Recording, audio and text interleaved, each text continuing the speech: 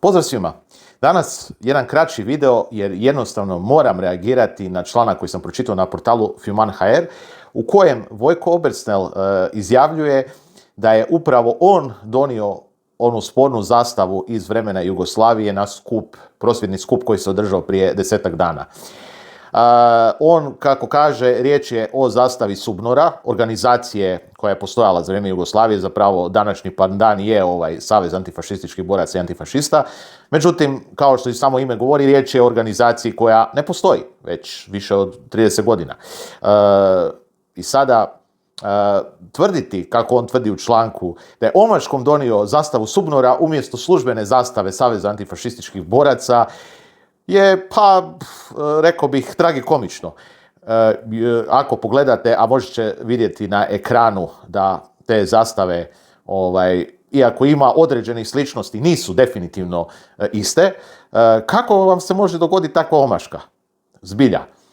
Tu se očito radi o nečem drugom, jer evo, ja odbijam vjerovati da netko može omaškom donijeti krivu zastavu na skup. Međutim, koji god da je razlog za ovakvu izjavu Vojka Obersnela, on je ovime dao zapravo svima onima, pa uključujući meni, koji su rekli da upravo radi ovakvih stvari ne žele doći na takve skupove.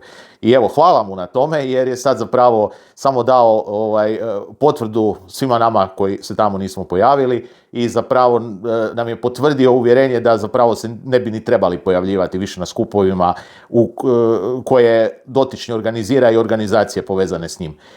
Evo, ne znam što bih dalje rekao, ali meni je nevjerojatno da netko na takav način nastupa i misli da je u biti napravio nešto pametno. Mislim da je ovime samo potkopao argumente koje je, nazovimo, njegova strana imala vezano za cijeli taj skup. Eto.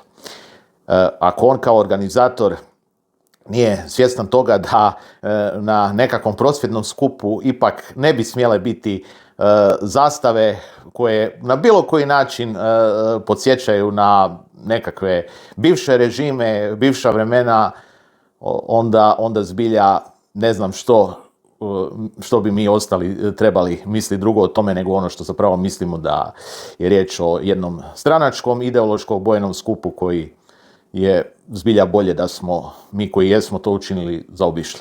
Eto, toliko od mene, hvala.